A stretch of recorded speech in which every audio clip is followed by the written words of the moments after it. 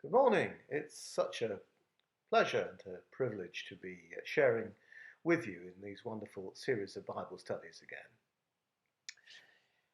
I've been asked to speak to the first couple of chapters of Judges. Wow. My wife and I, as it happens, were recently reading through Judges together. She wasn't as familiar with the book as I am and was frankly quite shocked by the content. It's the violence that she found really troubling.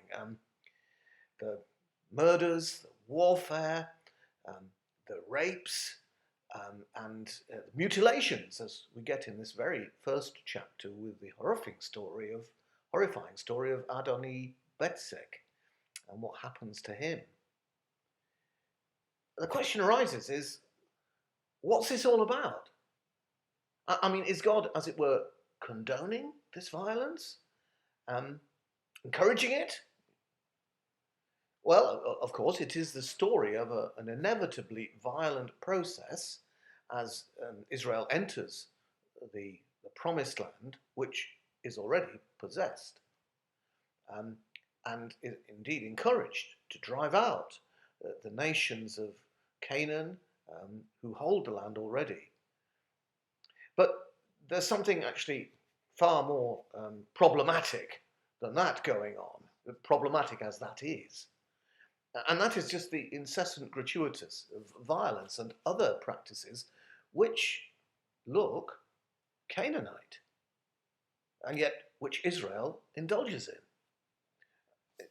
A great example, actually, is this first story of Adoni Betzek, whom the king of this Canaanite people group, whom they defeat, and then inflict upon him the humiliating and shameful process of mutilation. They cut off his thumbs and toes, leaving him therefore completely helpless and probably condemning him to a slow and lingering death, as he had condemned other kings to the same fate. Now you could read this as saying, well, this is the punishment fitting the crime. That would be, I believe, a misreading. What I think we're seeing here is Israel indulging in a barbaric Canaanite practice. That the sort of thing that meant that these people were dangerous, that they had practices which, if they passed on to you, were going to really corrupt you, and that's why they had to go.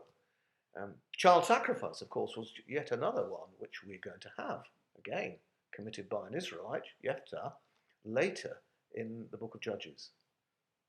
In fact, what the book of Judges is the story, as one great modern scholar has called it, of the Canaanization of Israel.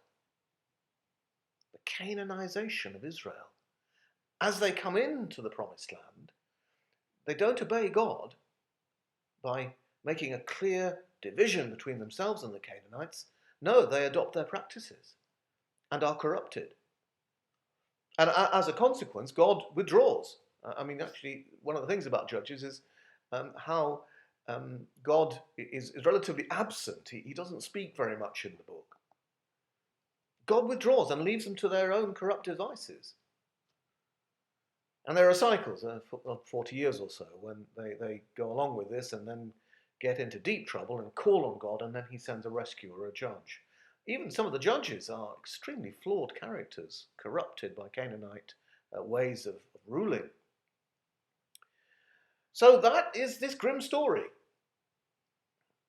There's a refrain which comes again and again throughout the book of Judges. In those days, there was no king in Israel, and people did as they wanted. I'm translating rather loosely, but that's the drift of it. In those days, no king in Israel, people did as they wanted. That, of course, is a recipe for moral chaos. Because the king of Israel is not an earthly ruler. The king of Israel should be the holy God. And when he doesn't rule, then moral chaos ensues.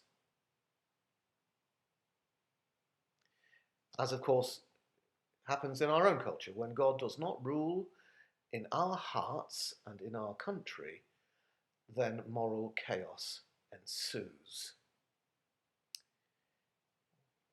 This is not something that the book of Judges is calling us to condone, but to observe, ponder, and learn from.